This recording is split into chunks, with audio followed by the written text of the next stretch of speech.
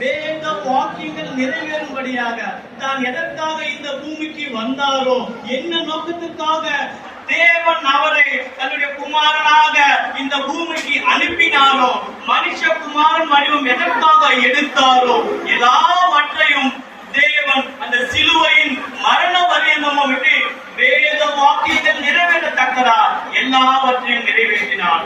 ஆனால் நாமும் இன்றைக்கு தேவன் என்ன நோக்கத்திற்காக நம்மை இந்த பூமியில படைத்தாரோ, என்ன நோக்கத்திற்காக நம்ம இந்த பூமிக்கு கொண்டு வந்தாரோ, அந்த நோக்கத்தை அறிந்து அதற்கேற்றவை நாம் வாழுகிறோமா?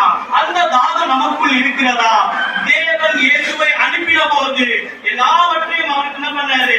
காண்பித்து அதன்படி நடக்க வேண்டும் என்று அந்த திட்டத்தை அப்படியே நிறைவேற்றினார். நம்மை ஆண்டவர் தெரிந்து கொண்டு நம்ம இத்தனை ஆண்டுகளாக இந்த பூமியிலே வாழுகிற நமக்கென்று ஒரு திட்டத்தை வைத்திருப்பார், நமக்கென்று ஒரு நோக்கத்தை வைத்திருப்பார். அந்த நோக்கத்தை நாம் அறிந்திருக்கிறோமா? அந்த திட்டத்தை நாம் அறிந்திருக்கிறோமா? அதுதான் முதன்மையான ஒரு திட்டம். ஆத்மதாக நமக்குள்ளாய் இருக்க வேண்டும்.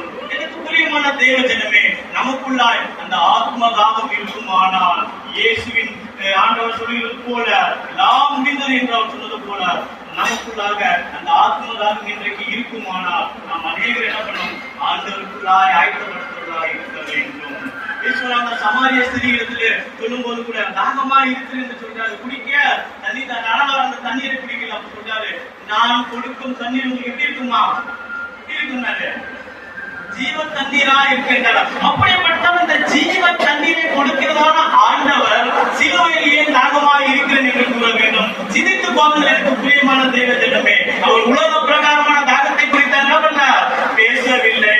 அவர் ஆவிக்குரியதான ஆத்ம தாகத்தை குறித்து என்ன பண்றாரு? பேசுகிறார். ஏனென்றால் அவர் கொடுக்கிறதான தண்ணீர் ஜீவ தண்ணீரா. ஆனால் ஏன் அவர் தாகமாக இருக்க வேண்டும்? ஏன் தாகமாக இருந்தாரு? அந்த சிலுவை நேரத்திலே தேவன் அவர் என்ன பண்றாரு? நம்முடைய பாவங்களுக்காக அவர் எல்லா பாவங்களையும் ஏற்றதுனால பாவமான அந்த சிலுவையில் அவர் தொங்கும் போது தேவன் அவரை கைவிட்டார். தன்னால் தேவன் என்ன பண்றார்? ஒவ்வொரு நாளும் அவர் தேவனை பார்த்துக் கொண்டு தேவனோடு கூட உறவாடி கொண்டு தேவன் சொன்ன எல்லா காரியங்களும் அவர் செய்து கொண்டே இருக்கிறார். அந்த சிலுவையில் தொங்கும் போது தேவன் அவர் என்ன பண்றாரு? கைவிட்டார். தேவனுடைய முகம், பிதாவின் முகம் அவருக்கு காணப்படவில்லை.